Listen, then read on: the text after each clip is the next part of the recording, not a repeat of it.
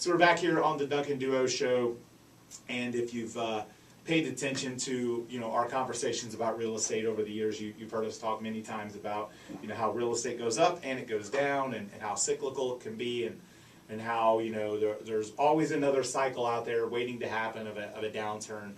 The very first thing I want to say though is the downturn that we experienced this last time.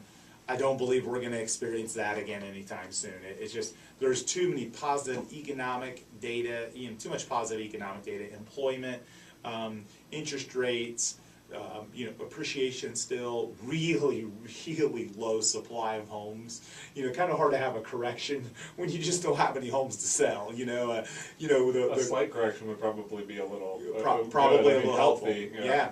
So, but we continue to see prices rising and supply being minimal. But real estate is cyclical, and we see signs in the past of how to know or predict when a real estate slowdown occurs. So when I say slowdown, I don't mean crash.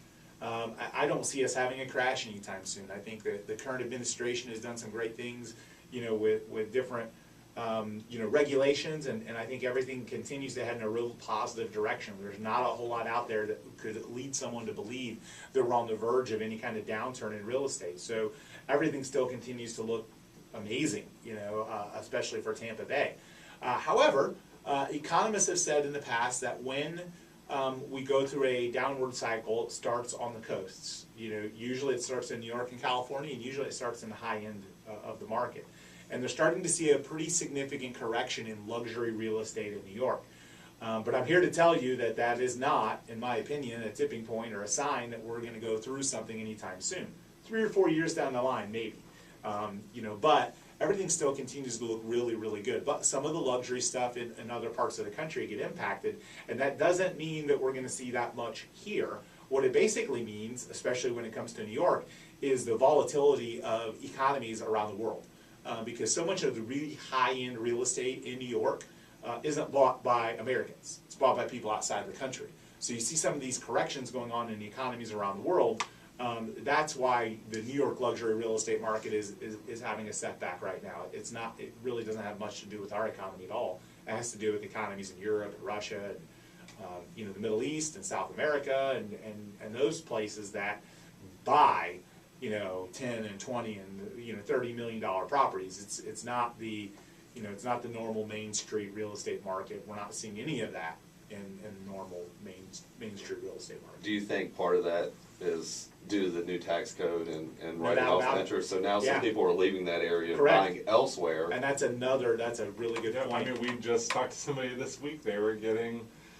They live in New York, they were getting a bonus, and they were investing it down here in St. Petersburg. I mean, they did not want to take that in New York. I mean, they wanted to buy real estate and get, invest that money in real estate and get out of there. Yeah. I mean, residency somewhere else. I think it's going to be a real common thing. You've got the state income tax now not being as deductible there. I think you see a lot of people that are looking at moving, especially people that are really high net worth people that can live anywhere. They've lived in New York historically, but now technology has allowed them really to live anywhere. And I think that there's no question that you're going to see a migration out of some of those really high cost areas that have high state income taxes and high property taxes. I mean, same thing with the buyers I talked about earlier. Husband works out of the area, it doesn't matter where they live. They're tired of living in Philadelphia. I mean, they're moving to Florida. Their kids go to college. There's a lot of benefits.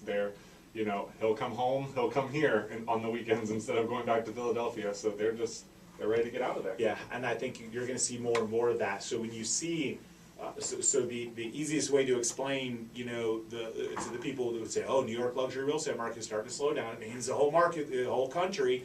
No, some of the changes with our tax system and then some of the economies around the world are pushing people out of those areas. We're going to see more and more of them coming here, which doesn't bode well for us continue to have great supply of homes because now we're going to have even more demand. So it just continues to send messages that our real estate is very affordable. I mean, you look at New York and you've got in some of those areas, you've got 2,000 square foot condo or co-op that goes for $9 million. I mean, like here you can get for $9 million, you can build a mansion.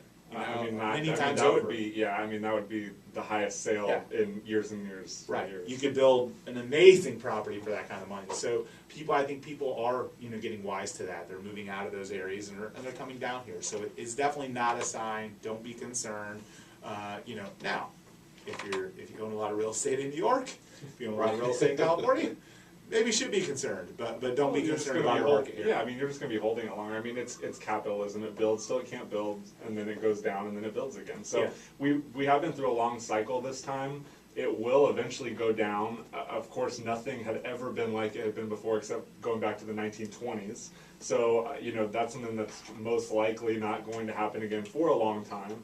But there is market ups and downs, so I mean it's going to happen. It's just not. Yeah. I don't ever foresee it doing that again. I think the other thing that happened the last time that I just don't see going the same way this time is how out of hand the financing side. Yeah, that's what I was going to say. It's no secret that the biggest reason the mortgage market or the housing market collapsed last time was because of the mortgage world. I mean, you could literally, if the old saying was, if you had a job and could write your name, you could buy a house. It didn't even matter how much money you made. Oh no, there was products out there. You're right. I mean, you could say you made $200,000 a year. If your year. credit score is good enough, they're going to be like, okay, right, no exactly. loan, And good to go. the mortgage world is so heavily regulated now, and all the different things that we have to abide by.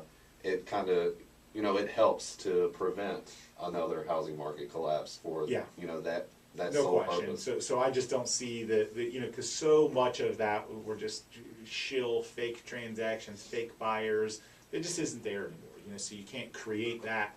So the supply and demand curve then was artificially enhanced, and now it's just legitimate. I mean, it does concern. The only thing that does concern me is you see real estate going so well, and now I think everybody thinks that they can be a real estate investor. HGTV well, is that's definitely back. That's yeah. definitely back. I mean, everybody's a real estate investor. Everybody thinks that they know how to find the next great real estate deal, and so HGTV has glorified the idea of real estate agents and real estate investing and made it seem like it's this really easy thing. Here's this 30-minute TV show, this good-looking guy who gets this house, and it's really easy to fix it up, and oh golly gee, there's problems. Right, and he puts the flooring in. He does this, and he makes $87,000. Like it reminded me. Like obviously it's a TV show. If you watch any of the reality TV shows, guess what? They're not reality. There's a lot that goes on behind the scenes that isn't the case.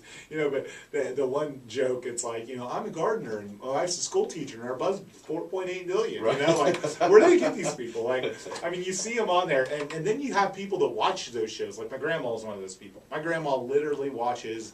I mean, HGTV is in a loop. She knows everything there is to know about the Property Brothers. I mean, Drew and Scott, she knows their bio. She knows everything, right? And so she thinks that's what I do. Like, she thinks that's what happens. Well, that's not the worst thing she can do. No, it's not. I agree. But I think the reality is that unfortunately there are a lot of consumers out there that watch so much of that they're just misled. They think that that's how real estate works. Well, I saw on HGTV they did an open house with caviar and hors d'oeuvres, and they had 57 people show up, and they had 14 offers on the house. It had nothing to do with the fact that they were filming HGTV. Exactly. Right. Exactly. Yeah. So just like anything else, it is definitely. It's definitely TV for a reason. One of my favorites on all those shows is they always sell the house at an open house. Oh, I know. Yeah. How often does that happen? Very rare. Very I've rare. known agents that have been in the business for 30 years do an open house every week, and they say they've never sold a house. I think at the open house. statistic is less than 1% of it. Yeah. And not only that, but the way they show the negotiation, there's one person in the room, they're going back. I'll give 1.7. No, I want 1.7. Right. It doesn't happen. Like They're on the that. cell I'm phone at sorry. dinner going back and forth. Right. Yes, yeah, it's funny.